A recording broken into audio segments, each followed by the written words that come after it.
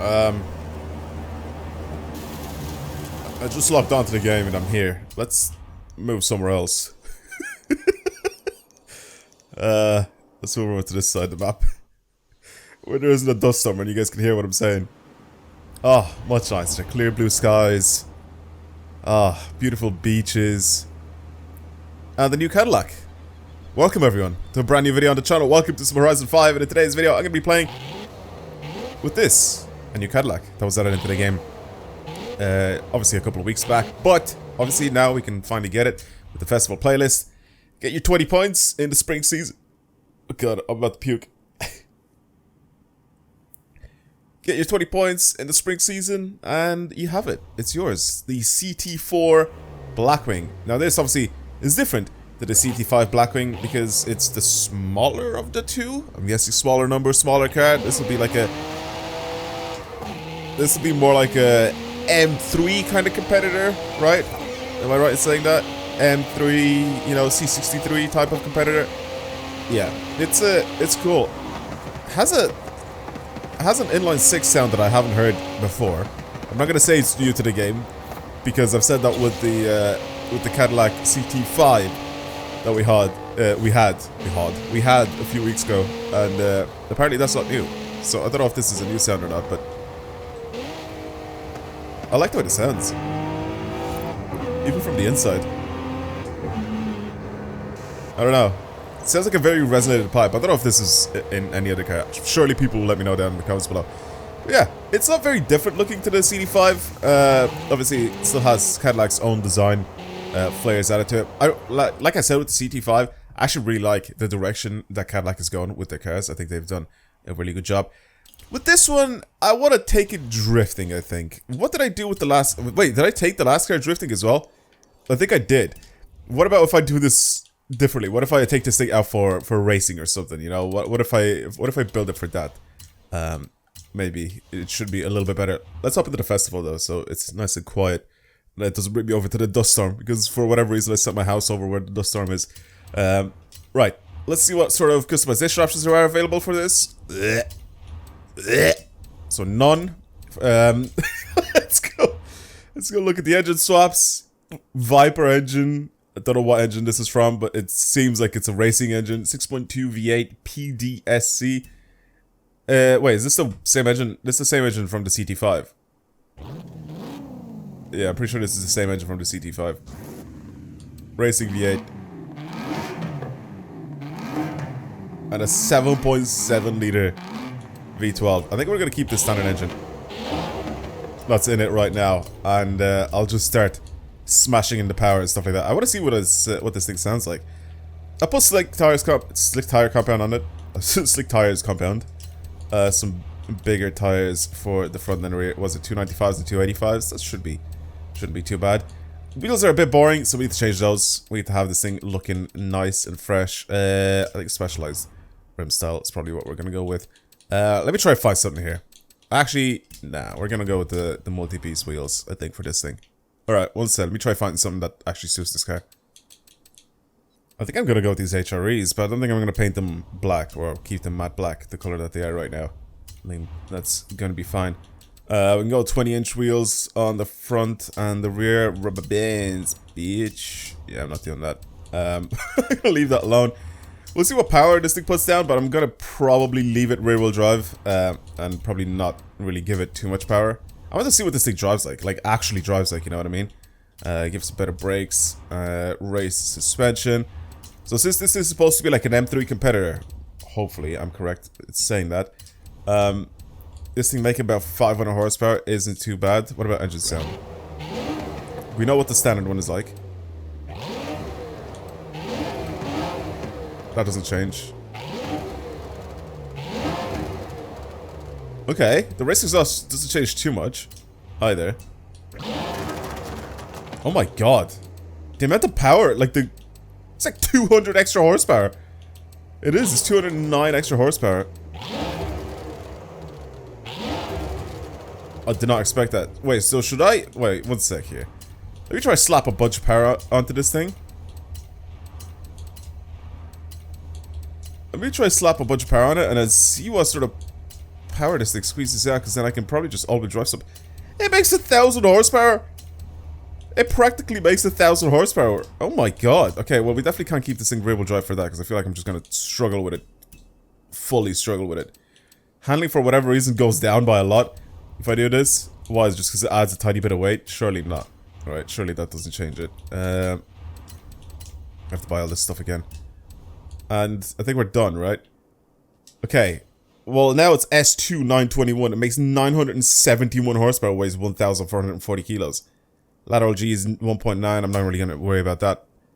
Damn. I definitely... Like, I want this thing to drive really well. I'm going to bring it on the track, like an actual track. We have a racing track that that people have sent in before. Right. I want to try and give this thing some sort of a setup here. At least a little bit to try and make it drive well. Let's see what it's like. Because rear-wheel drive, we know kind of what it's like. If I add more power to a rear-wheel drive car, it's just not going to drive as well. It needs a lot of downforce, and I just don't want to add this stupid aero on it. So I'm going to go ahead and try and build a tune around this, making it obviously all-wheel drive, especially since the new M3s and C63s are all all-wheel drive right now. I kind of want this thing to be a competitor to those, you know? So I want to go ahead and try and make this thing as fast as possible, but also make it handle as well as possible with all the custom upgrades and stuff like that. So, yeah, I'll be right back. Let me just change some stuff on this. Now, visually, I want to change the color of this thing again, but I don't think we have many options. The orange looks good, though.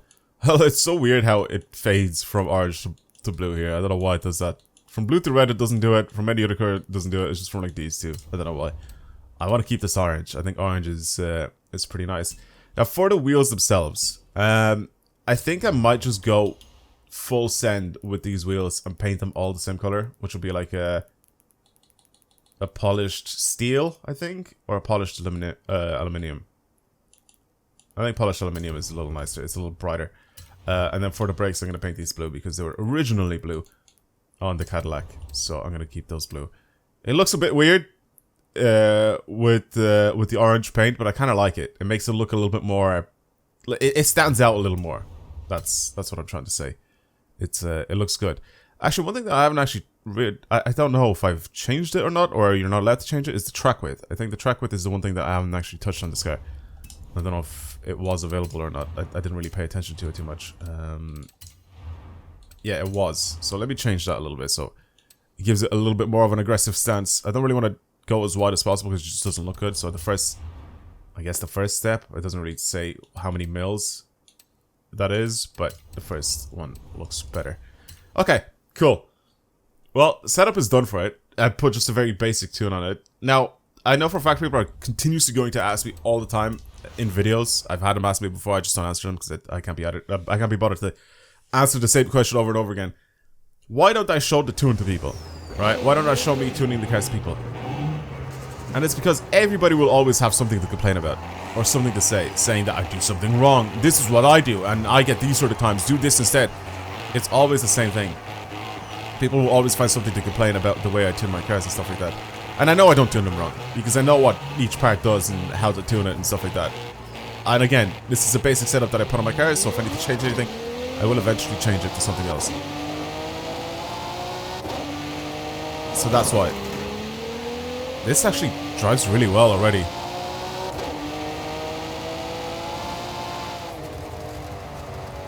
A little bit of understeer.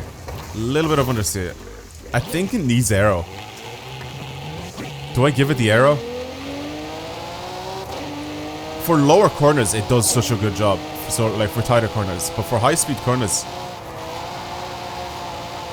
High-speed corners, I feel like it needs the aero. Or else it starts to understeer a little bit.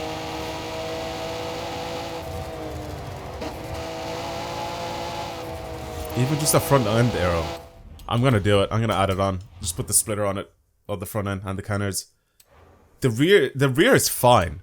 It just starts to understeer a little bit, though. That is the only problem that I have with it. So this obviously gives me an adjustable front end, which kind of just adds a splitter onto the splitter, and it puts some counters at the top next to the lights, which just looks absolutely disgusting. But the rear wing I don't want to put on because it'll end up looking like this. I don't really want that. I kind of like the rear wing. Even though we can't really adjust, obviously, the standard wing that we have on it, or whatever, the spoiler that we have on it. It sounds pretty good. It Sounds really good.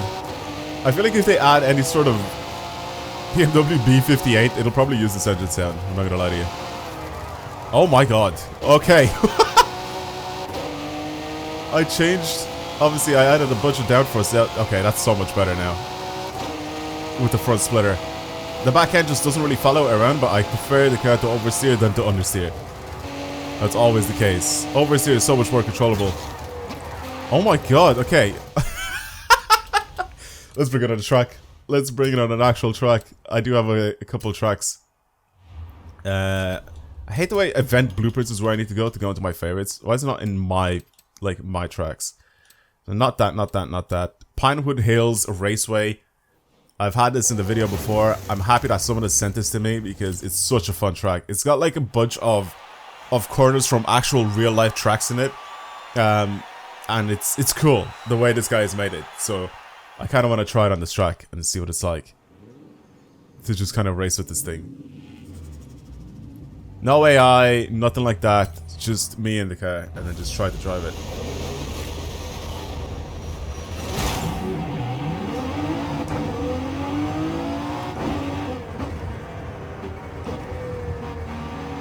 Brakes are good. It's got a lot of power. A lot of power. Especially coming downhill. Downhill. Accelerates quickly. It feels really light on the tires. I think it needs that rear wing as well.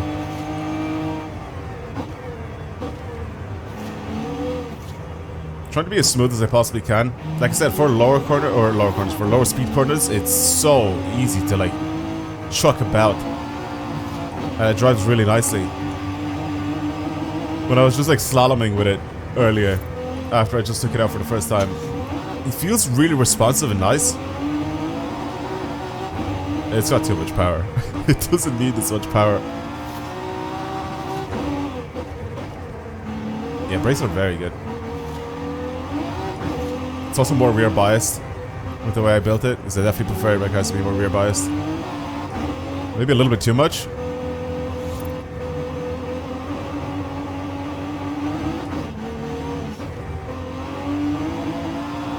But it's nice. Yeah, for higher speed corners, it definitely needs that rear wing, I think. The splitter makes a very significant, very noticeable difference. Like, you have the front end that just darts into corners now at high speed, but then you have the back end that just kind of like... just kind of goes around, you know? It is a really nice car to drive. Like, you'll be able to see here, like, the front end will just... see what I mean? It'll, like, dart into the corner very quickly. But the back end just doesn't really follow. See? Even there. It just did it as well again. Okay. It is a nice car to drive. It's got lots of pops and bangs as well, without me even putting the whatever it's called, the anti-lag twin turbo upgrade on it.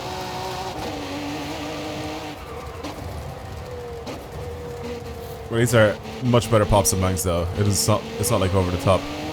It's not the rally anti-lag system that the game actually have it available for every single car, which is so weird though. I do understand why it's in the game. I mean, it came with the rally expansion, you know, you put it on cars to turn them into rally cars, and the anti-lag system is an anti-lag system built for rally cars like that. For rally cars and race cars like that, which is what people don't understand. Jesus, it has too much power. This thing. It does not need 900 plus horsepower, almost 1,000 horsepower.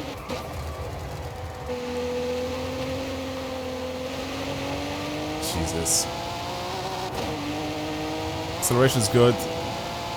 Trying to make it so the back end kind of comes with me.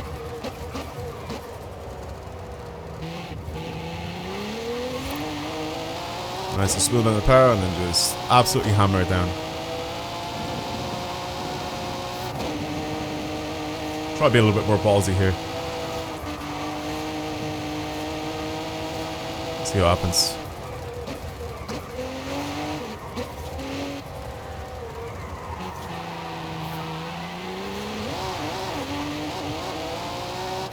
Nice.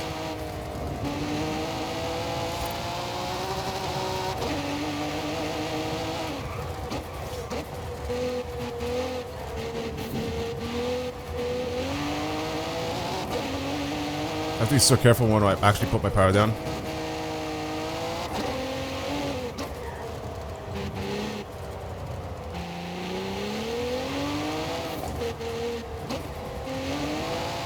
Nice. Trying to do a nice smooth lap.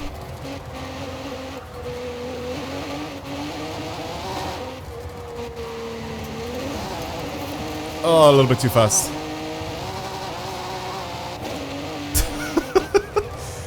The way this thing just picks up and goes is so stupid. I went too slow for that corner.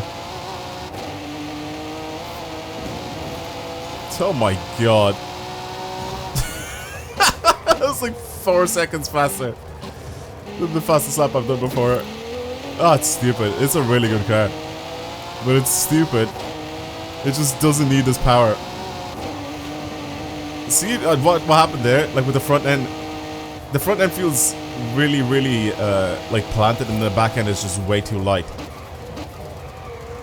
for the high speed corners. It definitely needs that rear wing though to make it a bit of a better car. I think it's a very good example of aero, I guess. With this car, you can kind of see how it affected it. So before, when we took that corner at the very, very beginning, when I didn't have any of the aero on it, you saw how much understeer this thing had at high speed corners. And then once I put the splitter down, now the front end like pulls into the corner, but then the back end just doesn't follow through with it. You know what I mean?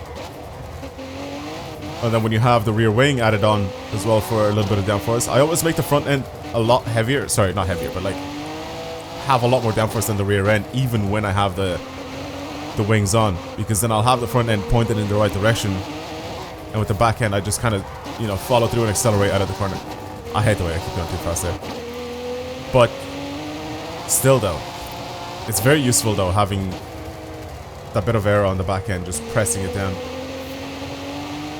Anyway, I think I'm gonna outro the video with this car.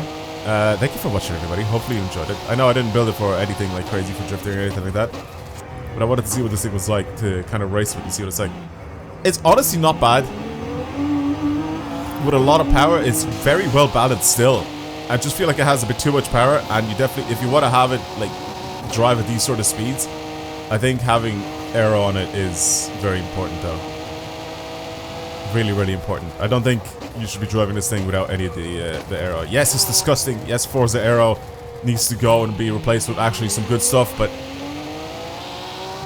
I mean, listen, if you want to use it for racing or anything like that, you definitely need it, and it definitely doesn't need this much power. I feel like I made that very, very clear by repeating myself a bajillion times. But yeah, this was the Cadillac CT4V Blackwing. Very cool car. I was just looking to my right screen to see how long I've been recording for.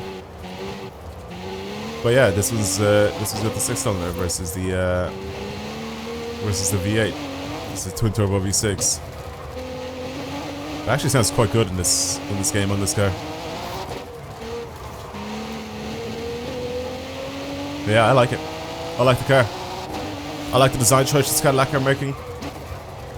And I see people in one of the previous videos, well actually in the previous video where I talked about the CT5V, people were saying that they would, because of the price difference between this and like an M car, they would choose this over an M car. And I see why. And also there's manual versions of these cars available as well, which is what people were saying, so it's very cool. What I like about this as well, if you look at the screen in the middle, look how cool that is. It actually gives you a lap position, or sorry, a lap timer, and the like what position you are. Obviously, since there's nobody on this track with me right now, I'm first because I'm the only one here. But you can see it actually tells you not only just the G-forces and everything like that, and the temperature and the RPM and the speed and stuff like that, but it actually does tell you the time. Like if it matches perfectly with the time at the top left. I feel like that's such a cool detail. You know why that's such a cool detail? Because I don't think the BMWs have any of that going on. Even the ones that have a screen, or the whatever other cars that were in this game that have a screen there, I know that there are some of them that have a screen that'll tell you like G-forces, it'll tell you the power being used and stuff like that. BMWs, even mine in real life, right, that my M4 in real life has the actual like sports styles where it'll tell you how much horsepower and how much torque you're actually using at any specific point. I feel like that would have been such a cool thing to have in this game, just there in front of you, like the way this thing has that on the screen. You know? Yes, it's not the same thing, but at least have that. Right. Anyway, I'm done ranting. This is a cool car. I like it. I like the integration in this game with the screen and stuff like that. I think it's a good car. I think it could be kind of fun to slide as well. I mean, it's 1,000 horsepower, so I feel like it's... I was gonna say, I feel like it should be very easy to throw about. Even on fully slick tires. It's still easy to throw about the place and have a bit of fun with it. Because of the 1,000 horsepower, this thing just doesn't care, it just goes sideways like it's nothing. Alright, that's it. I'm gonna finish it off now. I'll see you guys in the next video. Thank you for watching, people. Goodbye.